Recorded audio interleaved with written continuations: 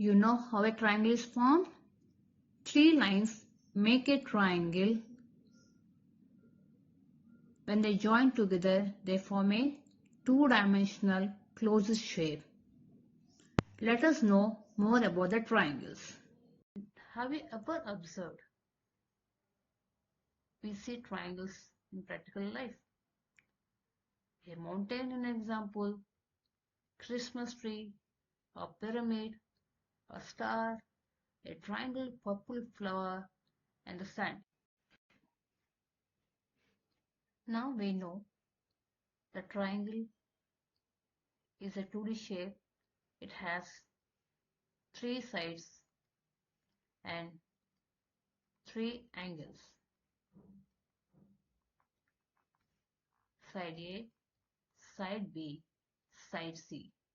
And this is called the angles. Do you know how an angle is formed? And what is an angle?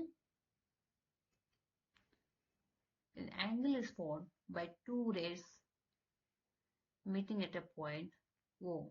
This point of intersection is called as node, and the angle formed by these two lines is denoted by theta degrees, and we can say angle is denoted as like this and theta degrees.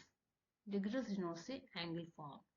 It can be 30 degrees, 60 degrees, 90 degrees, and so on. Now let us see how many types of triangles are there. Triangles are divided into two types based on the length of the sides and angle formed by the triangle. Remember, it has three sides and three angles, and the sum of angles in a triangle are always equal to 180 degrees. Suppose this is angle A formed by these two sides. This is angle B. Let us know more about the classification of triangles. Let us start with length of the sides. Triangles are divided into three types: equilateral, isosceles, and scalene triangle. In an equilateral triangle, the length of the three sides are always equal, and the angle formed by them is also equal. So by default, angle in an equilateral triangle is equal to 60 degrees. And we know there are three angles, so angle A plus angle B plus angle C, I can say. We already know it's equal to 180 degrees. So 60 plus 60 plus 60. Remember to put the degrees so that we know it is an angle is equal to 180 degrees. Let's see. This is equilateral triangle. The three sides are equal. The angles are also equal. Let us see isosceles triangle. In an isosceles triangle, any two sides length is equal. Like A equal to B, we can say is the length of this side is equal to A, length of the side this side equal to B, the length of this side equal to C. So A can be equal to B, or B equal to C, we can say, or C equal to A. Understand? And any two angles in an isosceles triangle are also equal. This is isosceles triangle. Let's see scalene triangle. In a scalene triangle, the length of the sides are different, means they are not equal.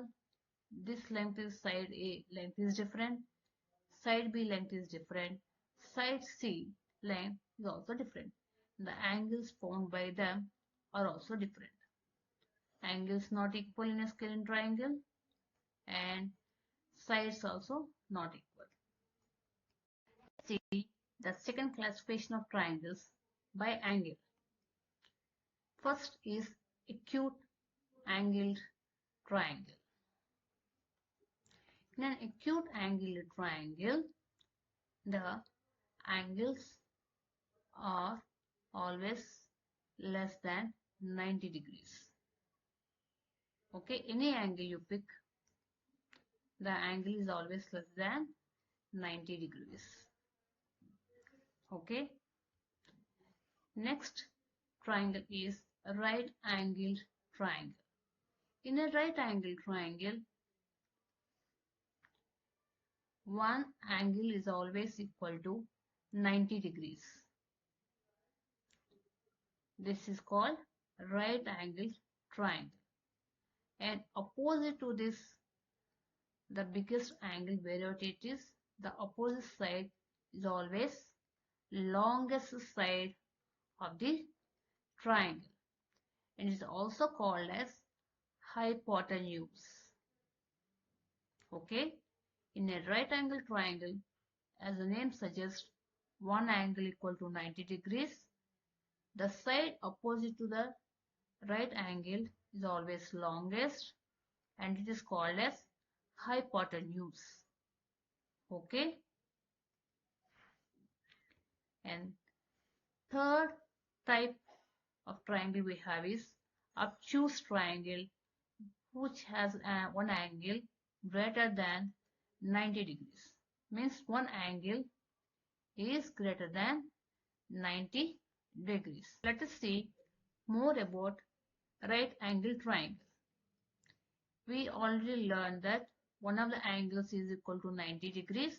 The side opposite to the angle is the longest, and it is known as hypotenuse.